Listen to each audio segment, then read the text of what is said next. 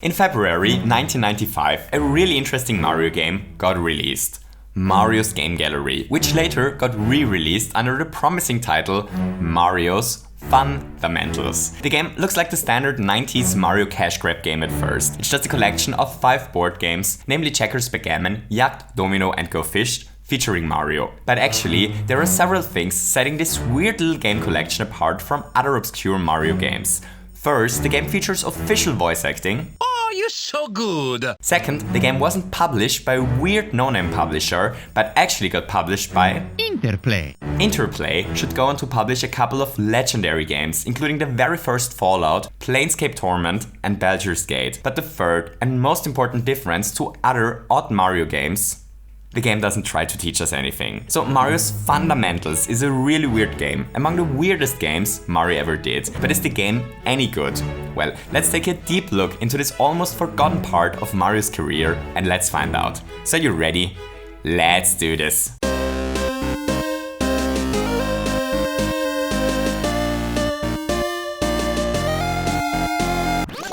Alright, so let's take a look at the 5 different games. Let's start with Checkers. So first, we have to decide whether we want to play as Yoshis or as Koopas, which... that's kind of a hard question, but I'm Team Koopa. Then we enter our name and hooray, we're playing checkers. So for anyone not familiar with checkers, the rules are actually surprisingly simple. Every player has 12 small figures in front of them called men. Each man is only allowed to move diagonally and is only allowed to move forward. If there is an enemy Yoshi in a diagonal field that we're able to move to, while the place behind it is empty, then we're able to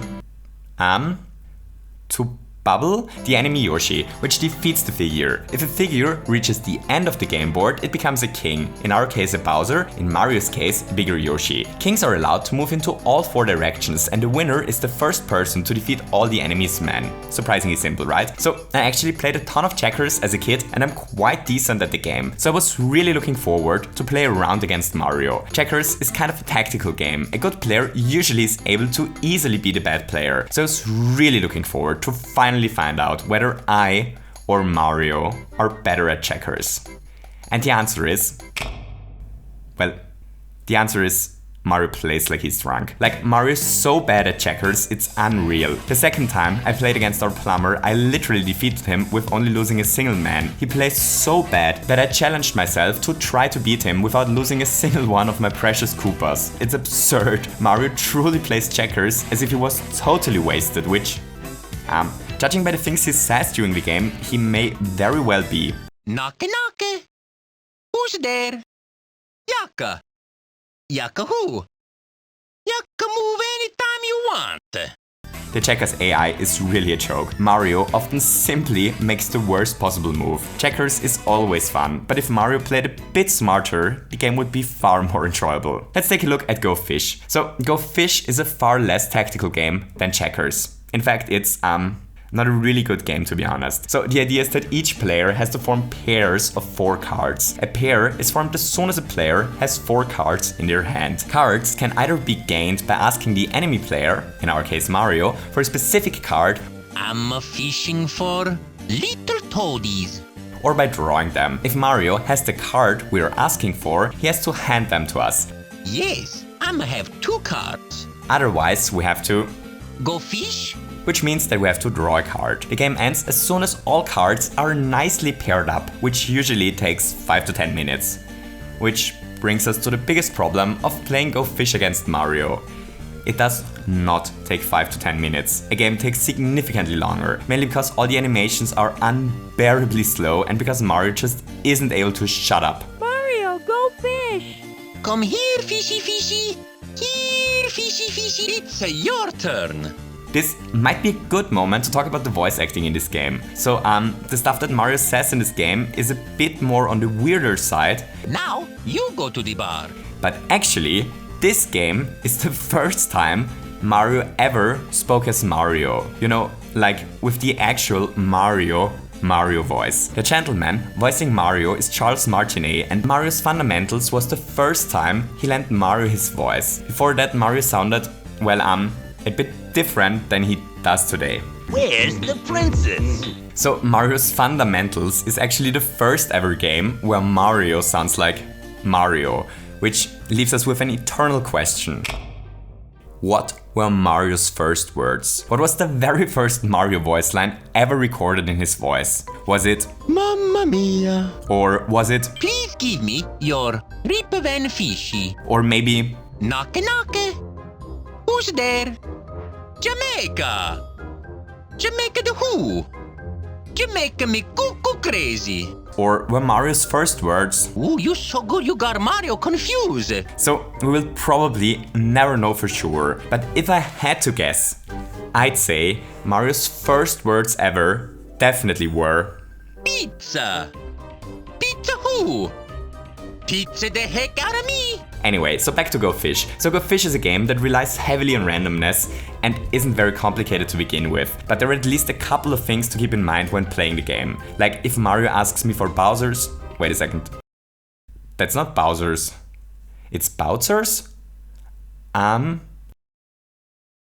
so if he asks me for Bowser's and I drew Bowser the next turn, well then it would be kind of logical to ask for Bowser's, since I know that Mario definitely owns Bowser's. As far as I can tell, the AI doesn't even take this into consideration, which makes playing this game a bit weird. So nothing against the game Go Fish, but playing Go Fish against a really mediocre AI with a really slow interface isn't a lot of fun, to be honest.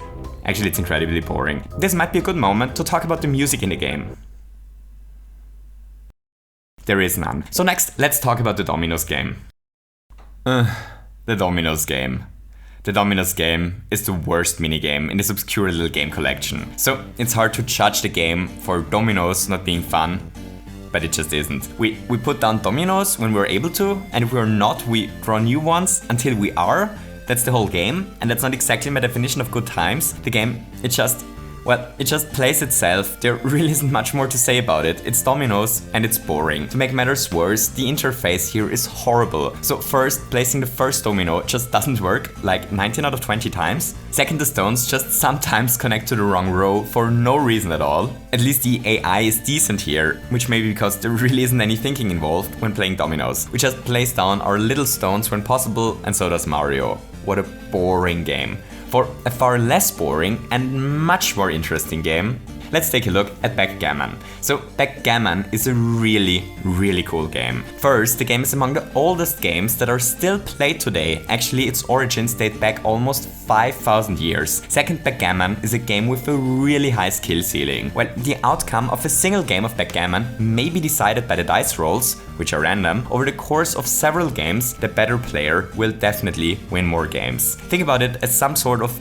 board game poker. The game is by far the most complex in this amazing little game collection, and I was really looking forward to find out how good they programmed Mario to play it. And the answer to this question is unsurprisingly, well, they didn't do that good of a job. Mario plays backgammon even worse than he plays checkers, and that means something. The AI just does strange random moves without much strategy behind them. To make matters even worse, the little figures take ages to move from A to B. Like, they are so slow. Don't get me wrong, playing backgammon is always fun, even if your opponent plays like a drunk Italian plumber and moves its pieces in slow-mo, but it's not as much fun as it could potentially be. So far, all of the games have been a bit disappointing. Go Fish and Dominoes are just not much fun to begin with, and checkers and backgammon really suffer from a stupid AI coupled with extremely slow execution. There are no difficulty settings, and beating Mario at the only difficulty available is way too easy in all the games. At this point, I honestly started to wonder if Mario is just horribly bad at board games, but things are about to change, because there is one last game left to take a look at in this silly little game collection. One last game to save this obscure little title. And this game, ladies and gentlemen, is Yacht. Holy fuzzy, Yacht is amazing. I didn't know this game before doing research for this video, but Yacht is such a fun little game. So here's how it works. Each player has 5 dices, which we roll. After the first roll, we can decide how many of the dices we want to keep. The rest gets re-rolled. Then we can keep even more, and finally we re-roll one last time. That's the boring part. But here is where this gets interesting. There are 12 different rows where we can now score with the rolls in front of us. And each row follows different rules and awards a different amount of points. A yacht, which is 5 of a kind for example, is worth 50 points. A big street is worth 30 points, but we can also score in the aces category or fives, or we use the choice category and gain points equal to the sum of all dice rolls. So here's the catch. The game ends as soon as each player filled each category, and each category can only score points once. This is where the game gets really strategic and interesting. Do we score the 3 twos with the 6 and the 5 as a deuce, or do we re-roll and hope for a full house? Do we want to score those in the choice category? Are we unhappy with the roll and just give up the yacht category and hope for a better roll next time? So many questions. The game is really strategic and offers tons of interesting choices for a dice game. I honestly love it. Even Mario does less dumb stuff in this game. He may do a couple of questionable moves here and there, but it's absolutely possible to lose this game against Mario, which it isn't in the other games. Playing Yacht against Mario is honestly really fun. Actually, it's the only game in Mario's game gallery that is really fun to play. And it gives this obscure game collection finally a reason to exist. Hooray! So finally, let's apply a total score onto Mario's fundamental. Let's find out how good or bad this game is in relation to the other really obscure Mario games. Let's rate the game using our horrific scale of horrible hammers. So dearest Mario's fundamentals, that's a total score of only 2 horrific hammers for you.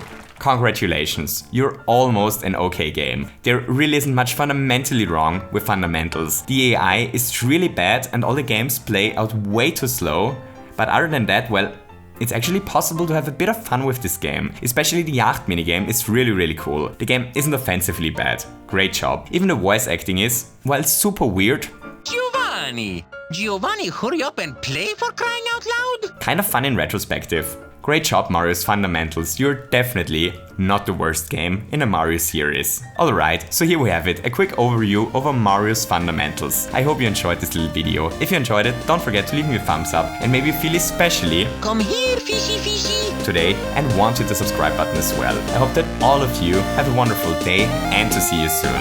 Goodbye!